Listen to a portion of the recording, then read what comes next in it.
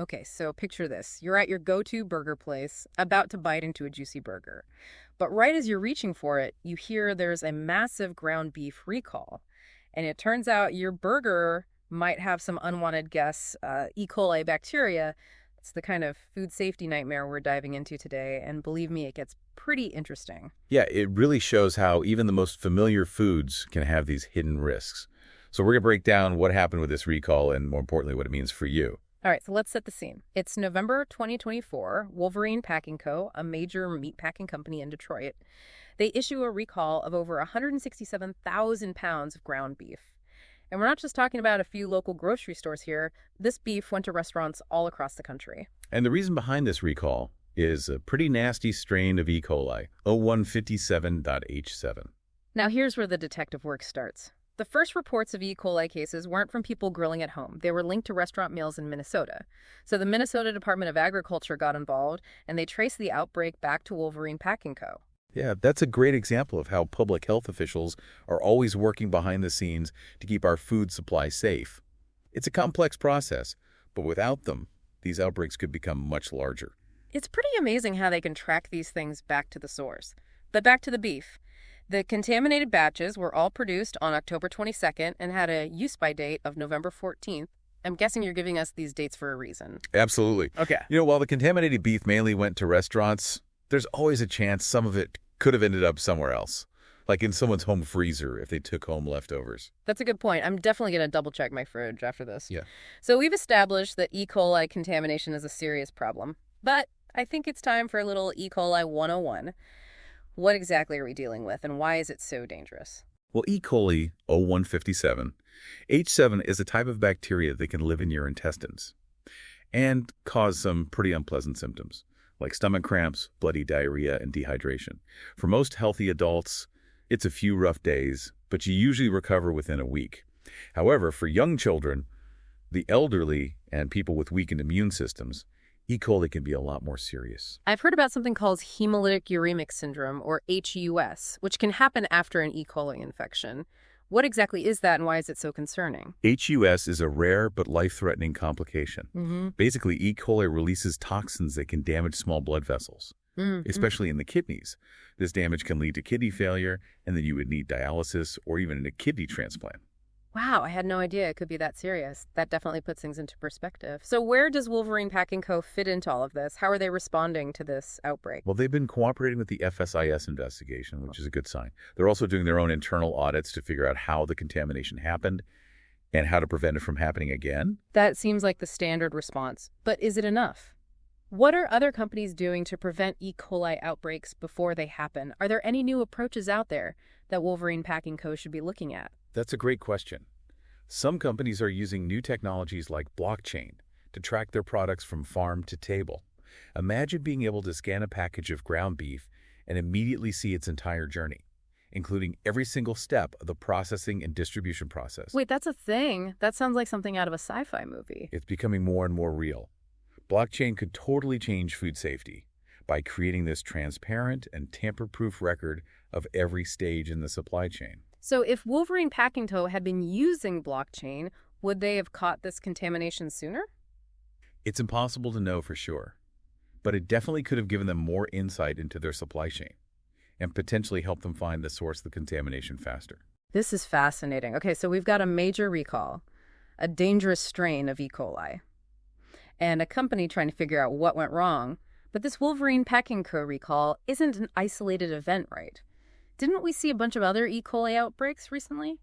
You're right. There was the Grimway Farms carrot recall and the problems with onions at McDonald's, all within a pretty short period of time. It makes you wonder if these are just isolated incidents or a sign of a bigger problem with our food system. Okay, now I'm really starting to get concerned. It sounds like there's a much bigger story here about how complex and vulnerable our food supply chain really is. We can't just ignore these outbreaks and hope they go away. We need to seriously think about how we can make our food system safer and more resilient. I completely agree. In the next part of our deep dive, we're going to zoom out and look at the bigger picture of food safety. We'll explore the challenges of making sure food is safe in a global food system and discuss what can be done to protect ourselves and our families. That's where we'll pick up next. We'll be back after a quick break to dive into the world of food safety. and see if we can find some solutions to this growing problem. Okay, so we've uncovered some pretty unsettling things about our food system. But before we all freak out and never eat again, let's talk about what we can do to protect ourselves. Because we gotta eat right. For sure. And while there are some risks, there are also practical steps you can take to really reduce your chances of getting sick from E. coli. The good news is a lot of it is just common sense and good hygiene. Okay, I'm all ears. Give me the tips. First things first, cook that ground beef all the way through. We're talking 160 degrees Fahrenheit internally. No exceptions. 160 degrees, got it. But how can I be sure it's actually reached that temperature? Just looking at it seems kind of risky, even for someone who cooks a lot like me. You're right, you can't just rely on what you see. A meat thermometer is going to be your best friend here. It takes out the guesswork and gives you peace of mind. Meat thermometer, it's like a superpower for safe cooking. What else can we do besides cooking the meat thoroughly? Preventing cross-contamination is super important. Think about it, you're preparing raw ground beef, which could have bacteria on it, and then you use that same cutting board or knife to chop veggies for a salad that you'll eat raw. That sounds like a recipe for disaster. Exactly. The bacteria from that raw meat can easily get onto other foods. So always use different cutting boards and utensils for raw meat and everything else. And of course, wash those cutting boards and utensils really well with hot soapy water after you use them. So it's all about having separate areas in the kitchen, raw meat over here, everything else over there, no mixing allowed. Precisely. And speaking of cleanliness, let's not forget about hand washing. It seems obvious, but you'd be surprised how many people forget this simple step. Hand washing, it's like the original defense against germs. But are we talking just a quick rinse or like a full 20-second scrub? We're going for the full 20-second scrub with soap and warm water. Mm-hmm. And make sure you're washing before and after you handle raw meat. It's a small thing that can make a huge difference. All right, so we've got our cooking temperatures down, we're preventing cross-contamination, and we're washing our hands like surgeons before surgery. What about storing ground beef? Any tips there? Absolutely. Always put ground beef in the fridge or freezer as soon as possible after you buy it. And when you need to thaw it, do it in the fridge, not on the counter at room temperature. No, thawing it out on a sunny windowsill. Got it. What about storage times? How long is ground beef good for in the fridge or freezer? Fresh ground beef can stay in the fridge for 1 to 2 days, and frozen ground beef can last for a few months. But always double-check that use-by date on the package just to be safe. Okay, so we've got our safety checklist. Cook to a 160, prevent cross-contamination, wash those hands, and store the ground beef properly. Seems pretty doable, right? Food safety doesn't have to be super complicated. It's about being aware and taking those extra steps to keep yourself and your family safe. I like that, empowered to make safe choices. Now, even with all these precautions, is there still a chance we could get sick from E. coli? Or can we finally relax and enjoy that burger? Well, these steps definitely reduce the risk a lot. But it's important to remember that no system is perfect. Food safety is complicated, and sometimes things can slip through the cracks. That's why it's so important to stay informed about food recalls. Ah, yes, recalls. They can feel like this endless stream of warnings. Contaminated spinach, recalled peanut butter, the list goes on and on.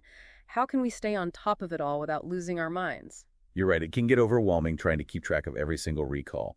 But luckily, there are good resources to help us stay in the know without being totally bombarded with information. The FSIS website is a great one. They have a whole section for recalls and alerts.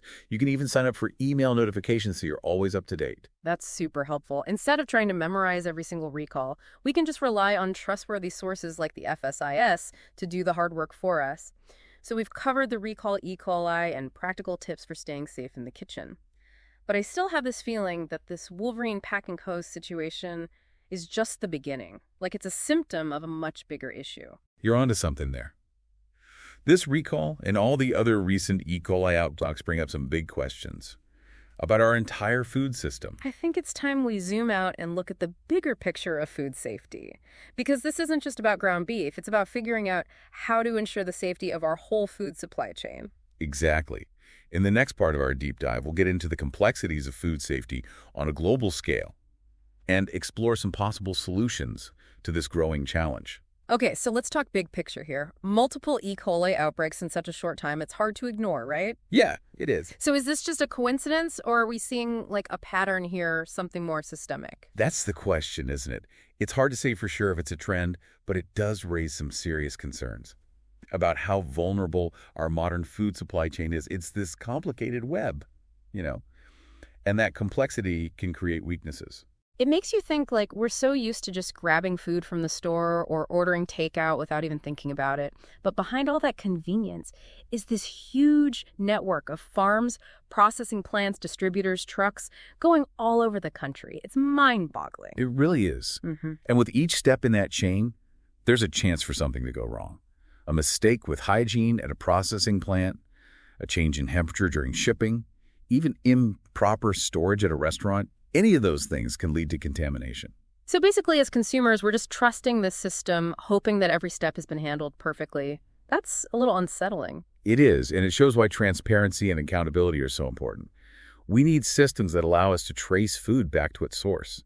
That way we can see exactly where problems happen and hold people accountable for maintaining those safety standards. It's about knowing where our food comes from and feeling confident about how it got to our plates. That makes sense. But here's what I keep thinking about. How do we balance that need for safety with keeping food affordable and convenient, which is what we're all used to? It feels like we have to choose one or the other. That's the challenge, isn't it? There's no easy answer. But I think a big part of the solution is giving consumers more information. What do you mean by that? Like, what would that look like?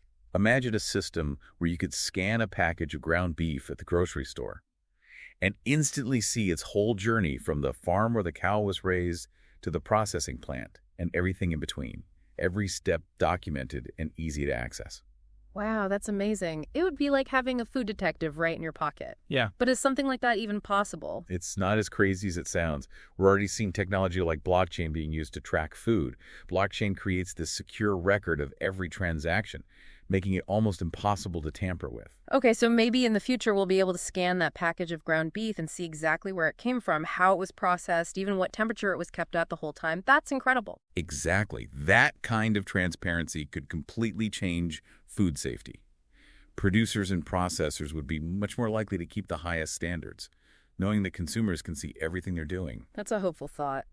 This ground beef recall, as scary as it is, could actually lead to positive changes in the food industry. It's making us all think more about how our food gets to us and demand better systems. I agree. It reminds us that food safety is an ongoing challenge. And we have to be proactive. We can't just sit back and expect someone else to take care of it. It's a shared responsibility. Okay, so to wrap things up, if there's one thing you want our listeners to remember from this deep dive, what would it be? Food safety is a team effort. Producers, processors, regulators, consumers, we all have a part to play by staying informed, taking precautions in our own kitchens, and speaking up for more transparency. We can all work towards a safer and healthier food system for everyone. Well said. Food is such a fundamental part of our lives, something we all enjoy. It's definitely worth taking the time to understand how it gets to us and doing our part to keep it safe. So to our listeners, stay curious, stay informed, and most importantly, stay safe out there. Thanks for joining us on this deep dive. Today is your lucky day. Today is the day that our $3 website works for you, paying you directly to your PayPal daily. Imagine $3 ongoing continuous payments to your PayPal account. Imagine falling asleep and waking up to $300 in your PayPal account. How would this make you feel? How could this help you? What bills could you pay? What kind of fun could you have? What does that retirement look like now? All for a one-time payment of $3. This website is DFY done for you, fully built and completely hosted, and never stops collecting payments for you. You have spent $3 on coffee on a regular, but that coffee won't help you create multiple streams of income. Click the link below.